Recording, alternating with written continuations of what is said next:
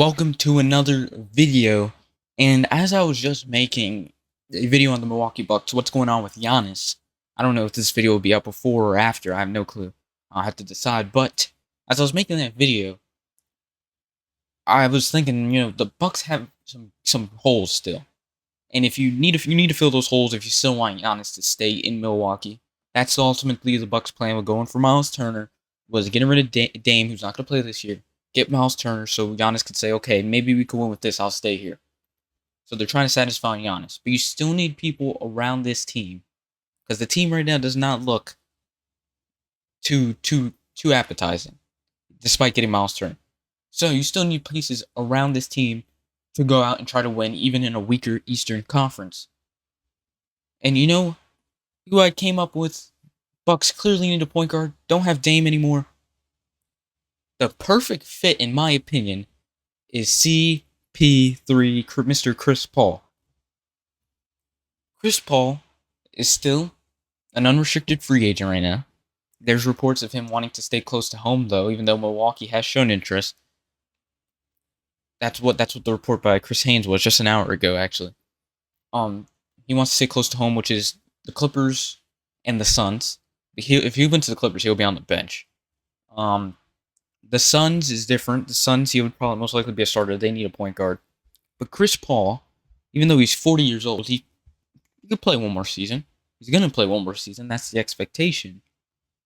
He played on the San Antonio Spurs last season and he had averaged 28 minutes, 8 points, and 8 assists.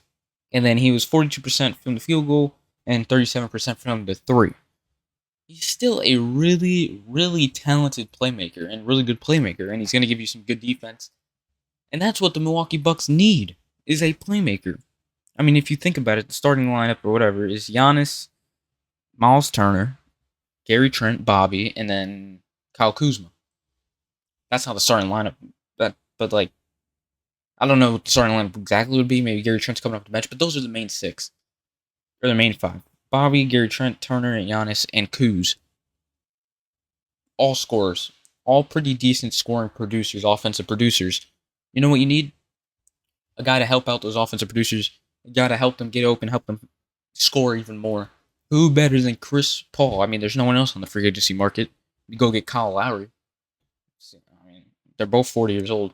Who better than Chris Paul to come into Milwaukee, throw some lobs to Giannis, and try to get them going through playmaking?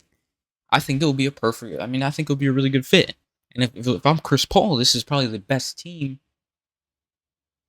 to play a big role in competing with if he's still trying to win a ring. The East is weak. I don't think the Bucks are that good of a team right now, but I think CP3 will elevate them a good notch.